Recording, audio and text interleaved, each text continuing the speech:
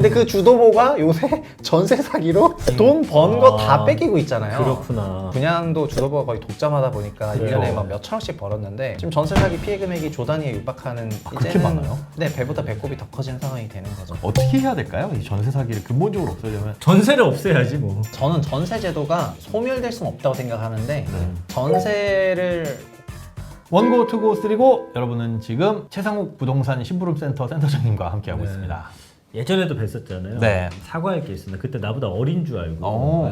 좀 알게 모르게 내가 동생 취급했었는데 2살 형이었어. 쥐어 박았어요? 그러진 않았잖아. 그러진 않았지만 그냥 내 마음의 어떤 그런 느낌이 아 그래도 어리게 젊게 봐주셨다는 거 좋은 거 상당히 아니에요? 동안이시네. 예. 자, 감사합니다. 2부 들어가 네. 보겠습니다.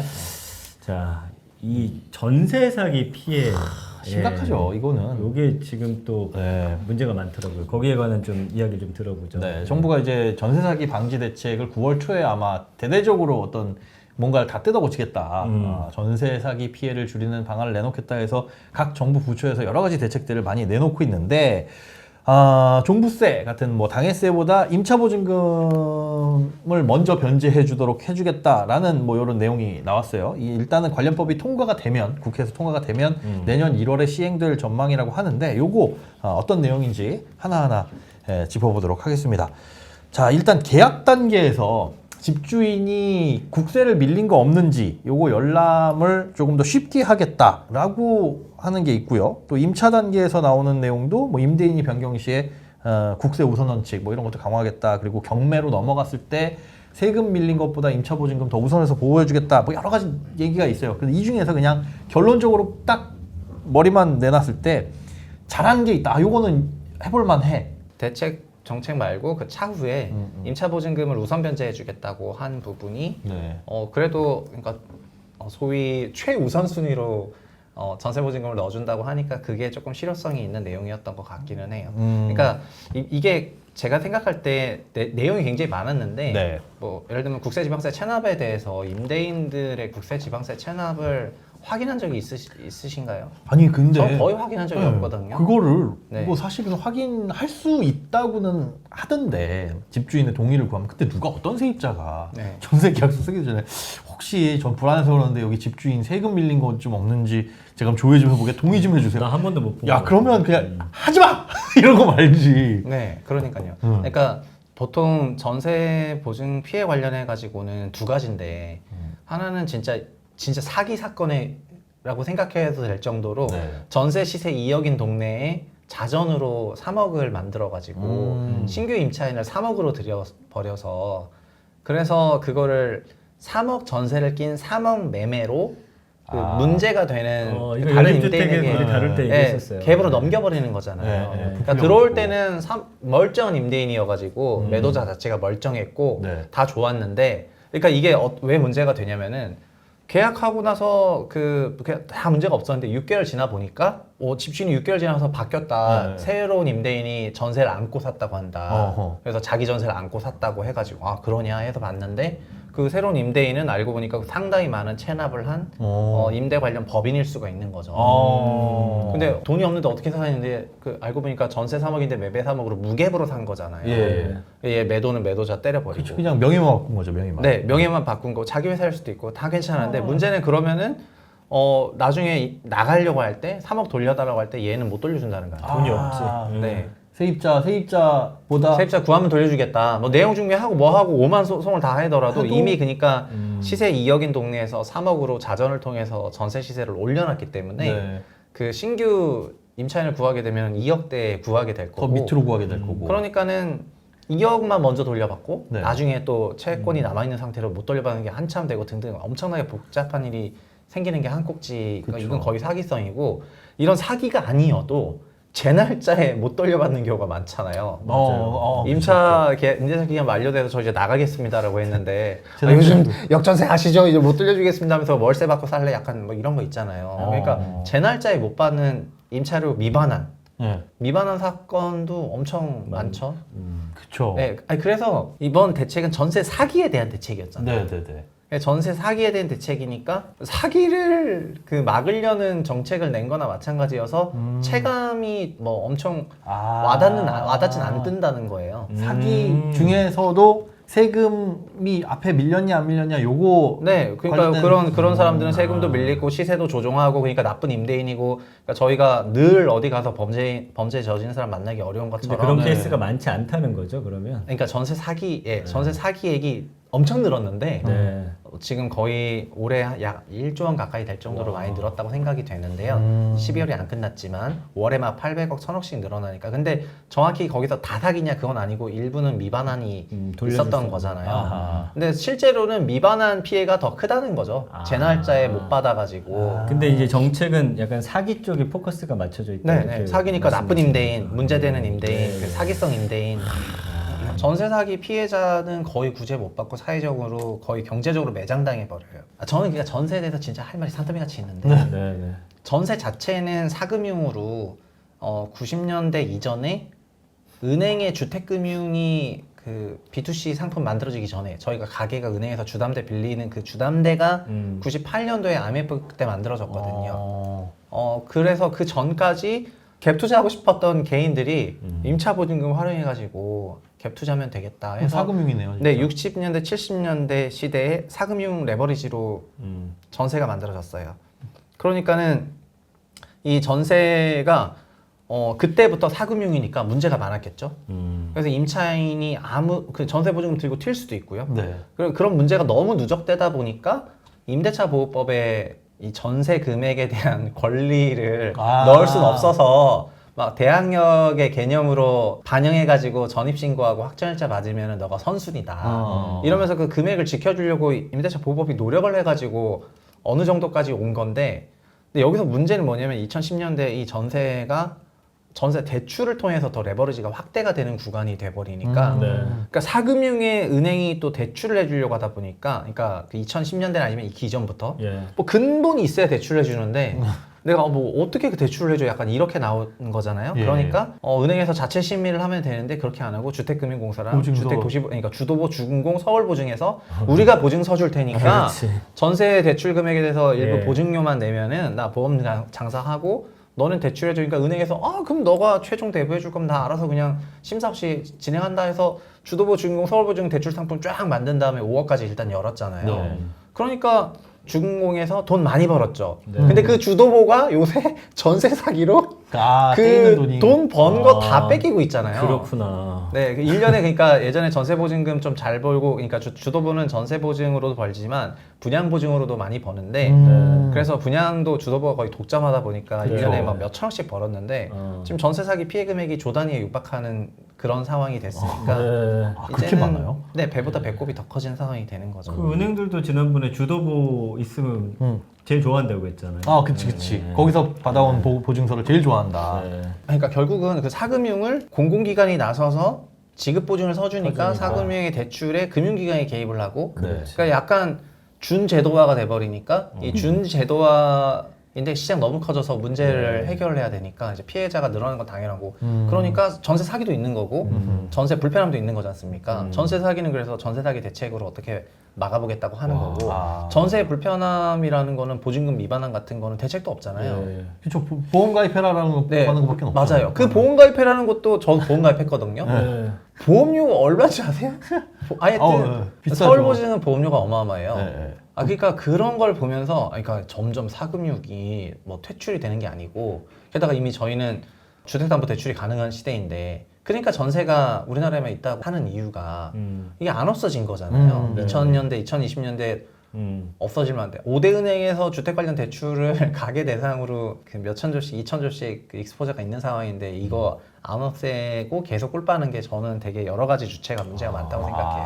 야 이거 근데 만약에 집값 계속 떨어지고 금리 올라가고 하면 이쪽에 연쇄적으로 막 우르르르 뭐 큰일 터질까 봐 걱정이. 특히나 이제 뭐 아파트는 그래도 시세가 나오니까 맞아. 아까 말씀해주신 것처럼 시세를 넘어서는 이상한 가격이 형성돼서 전세 대출 나갈 우려는 적은데 연립주택은 지방이 아니. 근데 진짜. 연립주택은 진짜 뭐 부동산 그 주변에서 다루는 몇 군데만 짜고서 쭉 올리면 그러니까, 될 것 같은데. 네, 그리고 이거 사회 초년생들이 많이 당하잖아요. 맞아요. 신축 네. 뭐 이런 거는 그냥 신축 빌라에 그러니까는 결혼 임박이나 둘이 사면서 신축 빌라다 보니까 신축에서 가격이 없다는 거를 악용했잖아요. 그래서 그렇죠. 전세 사기 방지 대책에 믿을 만한 감정 평가사를 써가지고 아. 금액을 평가한다는 게 있거든요. 그래서 그러면 감정 평가사도 그게 있어요? 누구는 누구는 믿을 만하고 누구는 믿을 만하지 나는 그 않냐? 감정평가사 제도도 좀 이상하더라고 솔직히 어떤 면에서는. 네, 아무튼 자, 알겠습니다. 믿을 만한 그럼 못 믿을 만한 감정 평가사가 따로 있으면 자격은 왜 줬냐? 야. 네. 자 다음 질문 한번 가보시죠. 네. 전세 사기 많이 일어나고 있는데 그 중에 이제 허점을 노리는 게 네. 대항력이 발생하는 시점하고 다른 등기를 여기 칠 수 있는 그 시점하고의 시차잖아요. 네. 그러니까 내가 여기다 전입신고하고 확정일자 받으면 그게 바로 지금 이 시간부터 되는 게 아니라 아무리 빨라야 오늘 밤 00시부터. 그렇지.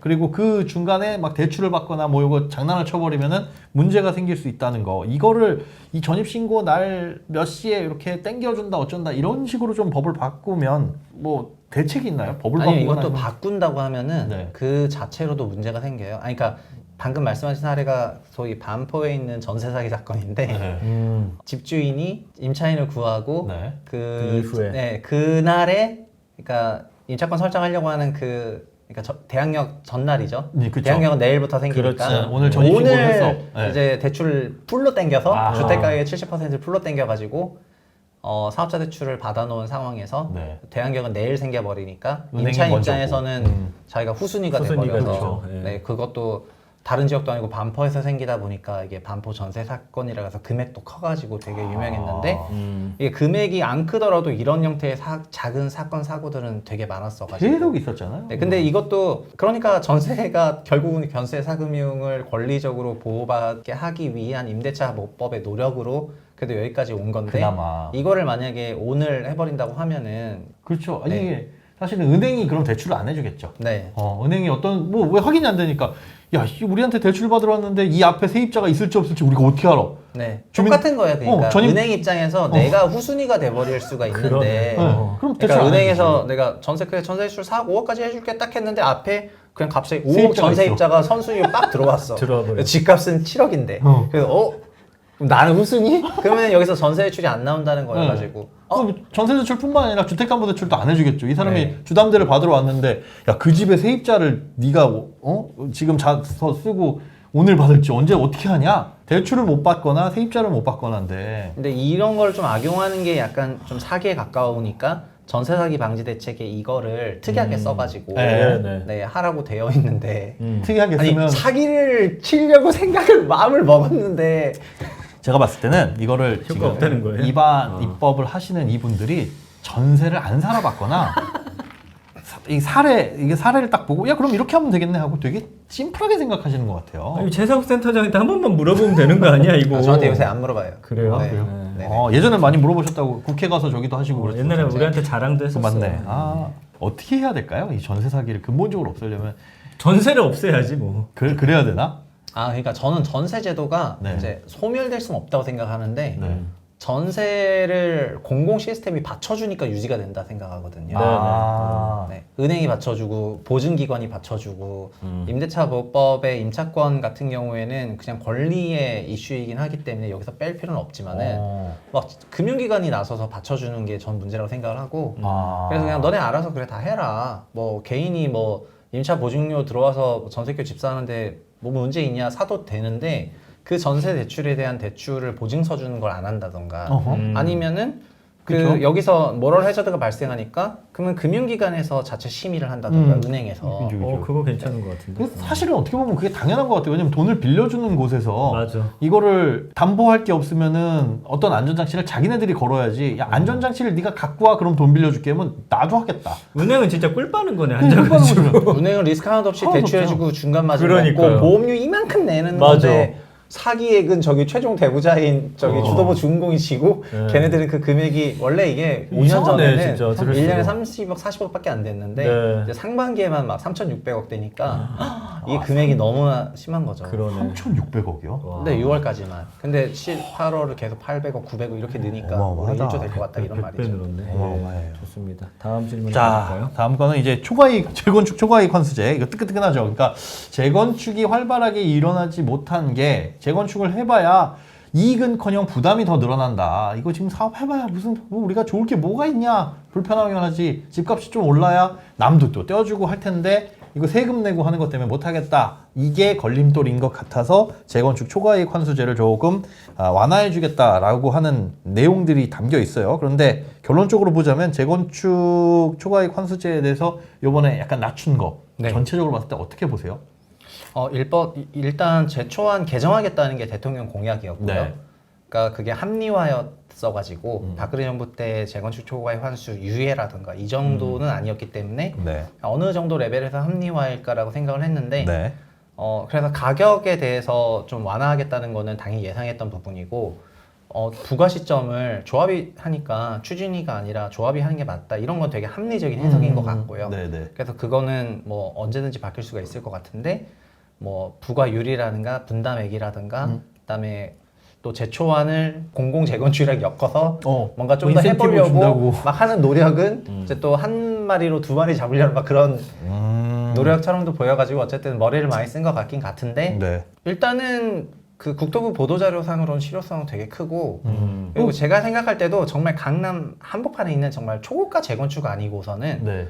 일단 기본적으로 지방에 있는 재건축은 제초안이 없다는 거잖아요. 이 보도자료를 통해서는 네. 비수도권에 재건축하는 데 있어서 제초안이 문제될 일은 절대 없다. 네. 예, 그런 컨셉이어가지고 어느 정도 꽤 규모 있게 냈다고 생각을 합니다. 아, 그러면은 그 말인즉슨 혜택 보는 지역들은 정말 초고가로 형성된 지역이 아니면 네. 이제 재건축을 좀 기대해 볼 수도 있다라는. 네, 재건축을 하는 데 있어서 제초안이 문제될 건 없다는 거죠. 이대로 통과가 되면은. 그러니까 비수도권 재건축에서는 제초안 문제는 안 되는 거고요. 다만 사람들은 늘 수도권 재건축을 그러니까 그게 필요한 건 수도권 생각하니까. 재건축이잖아요. 네. 수도권 재건축에서도 소위 서울의 핵심 지역에서만 이 제초안이 좀 더 이슈가 돼요. 근데 네.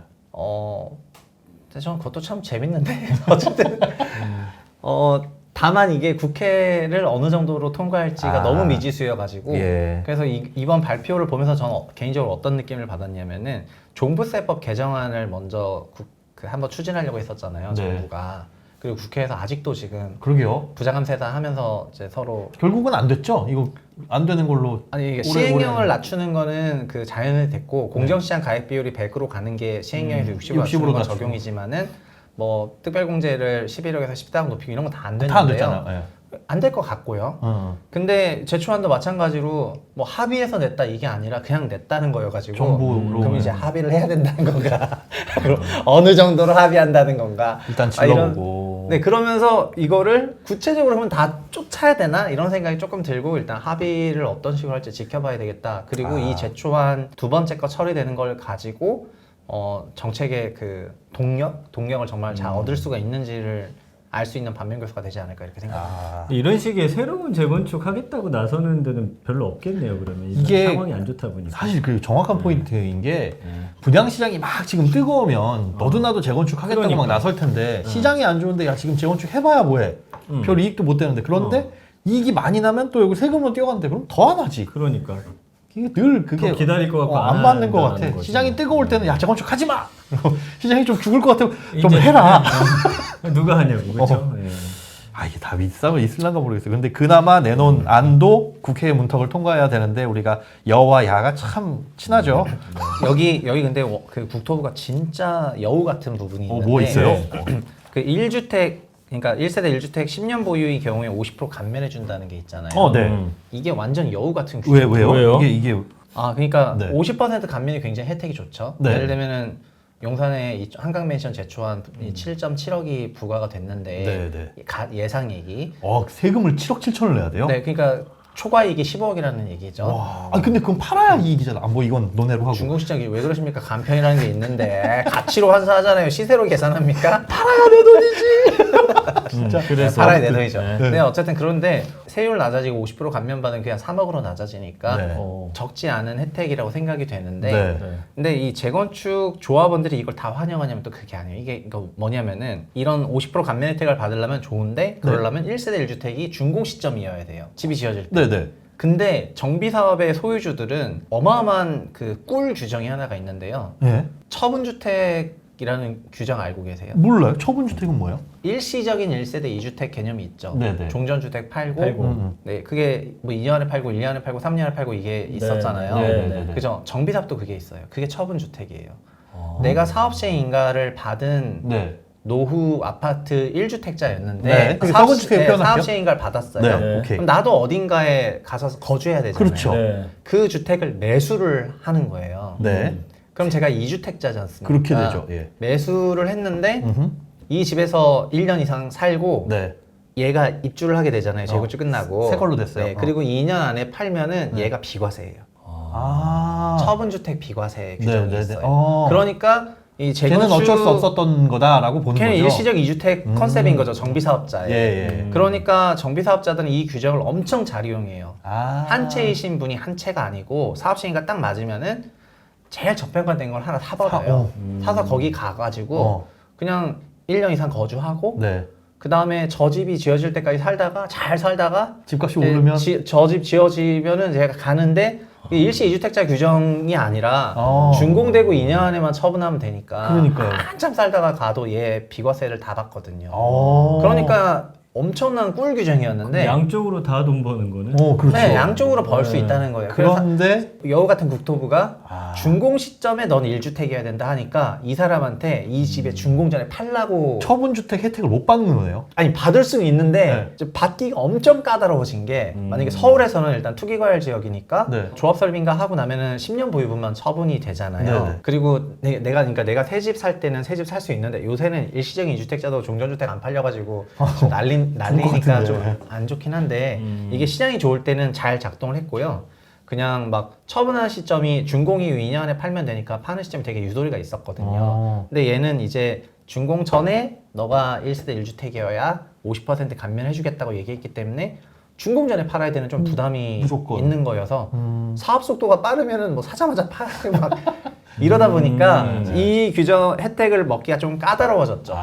네, 그래서 이거를 다 환영해야 되나 환영하지 말아야 되나 그 소유주들도 사실 약간 고민이 있더라고요. 근데 제가 이걸 보면서 약간 머리가 비상한 게 그래 공제를 1세대 1주택한테만 준다는 생각은 다 좋은데 너가 중간에 뭐 쿠션 치고 오지 마. 약간 그런 느낌이어가지고 그게 더 제가 큰 것 같네요. 머리를 많이 썼다 이런 생각이 듭니다. 이건 이것까지 이렇게 디테일하게 봤을까? 그러니까 보도자료문에 네. 준공 시점 기준으로 딱 그 정확하게 나와 있는 거 보면은 다 의식하고 썼다고 이제 생각해야 되겠죠. 그럼 다른 정책들을 보면 이게 이상한데 말이야. 이렇게 머리를 잘 쓴다. 그래서 제 초안이 네. 만약에 이게 돼버리면은 처분주택 매수 수요가 감소한다는 거예요. 제 말은. 지금 서울에 살 필요가 없겠죠, 굳이. 네, 새 주택을 샀다가 다시 2주택자가 되는 위험을 누가 해요. 그러니까 그게 갑자기 2주택자 돼버릴 수도 있잖아요. 비과세가 아니라 양도세. 이렇게 되면 어떻게 돼요 나중에? 거래가 더 막히는 거예요? 그러니까 이게 재건축 활성화처럼 보이지만 대체주택에 대한 매수 수요를 위축시키는 정책처럼도 보이더라는 거예요. 제 충분히 그럴 수 있겠네요. 그런 네. 의미네. 그 재건축하는 사람들 입장에서는 굳이 나가서 집을 사서 살 필요가 없고 그래봐야 오히려 더 발목 잡힐 수 있으니까 네. 전세나 월세나 임시적으로 가서 그렇게 살 게 더 늘어날 거고. 네, 원래는 막 사업시행가 받으면은 그러면 뭐 대체주택, 처분주택을 어디다가 마련하지? 막 이러면서 추가적으로 막 알아보셨거든요, 사람들이. 근데 이렇게 되면은 까다로워지니까 그런 그렇게 해서 수요가 줄어들겠죠. 그 보너스는 못 타먹는다. 네. 뭐 이거야 어쨌든 국회 문턱 통과해야 되는 얘기인 거니까요. 네. 근데 지금 또 여소야대여가지고 되겠어요? 쉽지 않을 것으로 모르겠어요. 저도 아닐 것 같아요. 좋습니다. 자, 2부는 여기서 마치고요. 3부에 또 우리 최상욱 센터장님과 함께 다른 이야기로 돌아올게요. 네.